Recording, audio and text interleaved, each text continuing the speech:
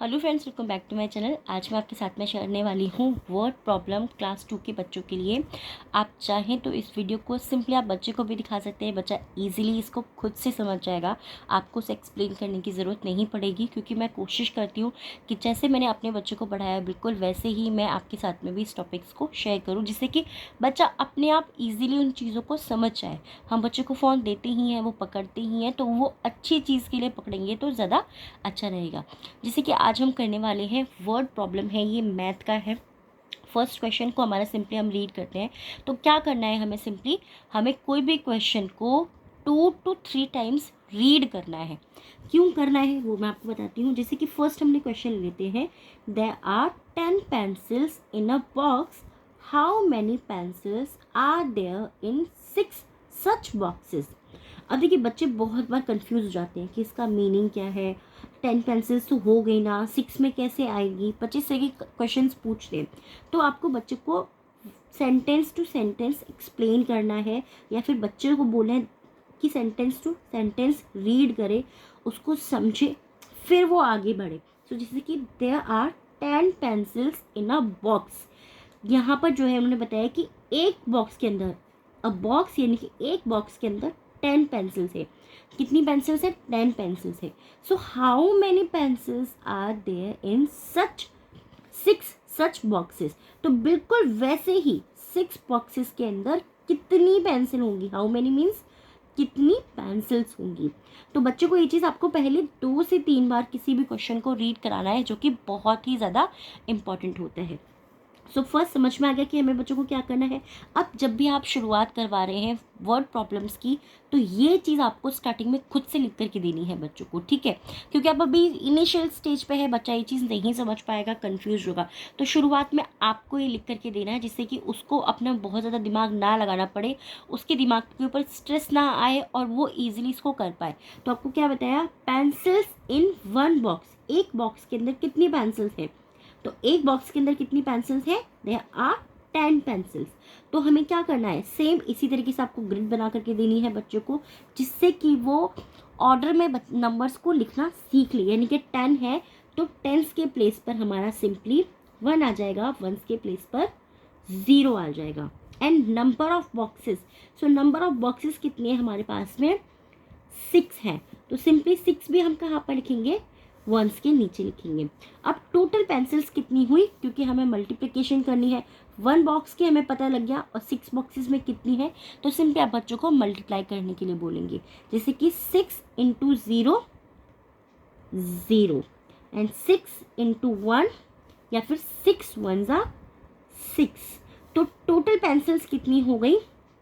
10 pencils थी हमारी एक बॉक्स के अंदर, और अब 6 बॉक्सेस के अंदर 10 पेंसिल्स हो गई, ठीक है।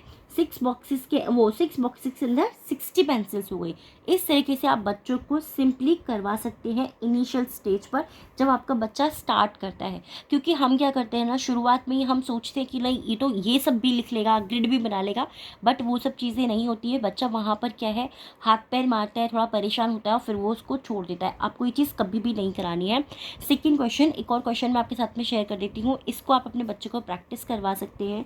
बहुत ही सिंपल है। जैसे कि क्वेश्चन मैं आपके लिए रीड कर देती हूँ।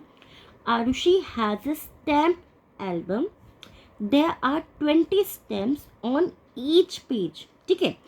सिंपली ये क्वेश्चन जो है ना, बच्चों को मैं आपको वही बताती हूँ कि कई बार रीड कराना है, जिससे कि वो सिंपली उस क्वेश्चन को समझ जाए। सो आरुषि के पास में क्या है, एक स्टैम्प एल्बम है, स्टैम्प की एल्बम्स है उसके पास में, और उसमें एक पेज के ऊपर, ईच पेज यानी कि एक पेज जो होगा उसका, उस पर 20 स्टैम्प्स हैं। कितनी स्टैम्प्स है? 20।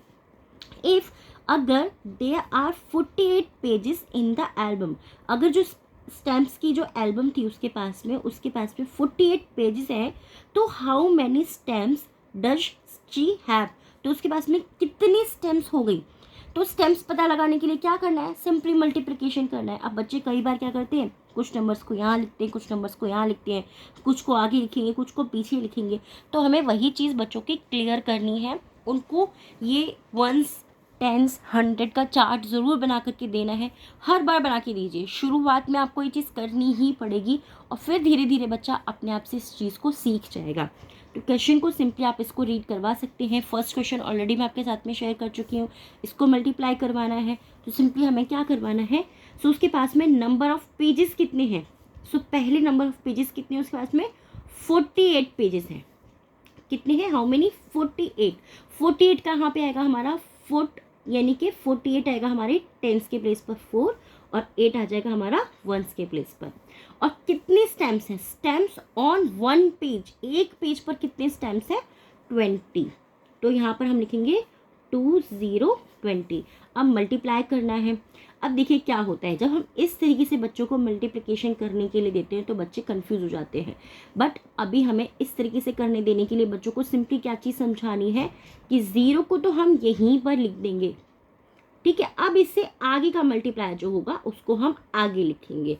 क्यों ये हम इस तरीके का क्यों देते हैं, इस तरीके का हम ये इसलिए बच्चों को देते हैं जिससे कि बच्चे सिंपली जल्दी से समझ जाए कि 0 का मीनिंग 0 ही आएगा और उससे आगे जो होगा हम उसको इंक्रीज करते जाएंगे, क्योंकि वंस के प्लेस पर तो 0 आ जाएगा, ये 0 हमारा यहाँ से कहीं और नहीं जाएगा।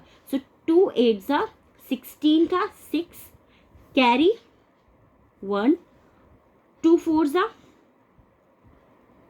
8 और 8 + 1 9, 960। कितनी स्टैम्प्स हो गई उसके पास में, 960 स्टैम्प्स हो गई उसके पास में।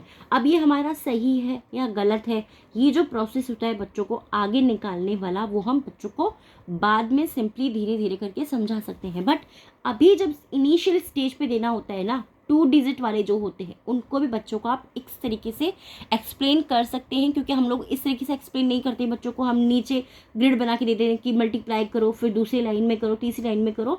बट जब सिर्फ 20 है, जैसे कि 10 से हो गया, 20 से हो गया, 30 से हो गया, जिनके पीछे 0 आता है उन वाले नंबर्स को आप इस तरीके से ओनली सिंगल लाइन में बच्चों को मल्टीप्लिकेशन करने के लिए दे सकते हैं सिंपली। आई होप इस तरीके से जो है आपको ये पसंद आया होगा। कैसा लगा ये वीडियो मुझे ज़रूर बताइएगा।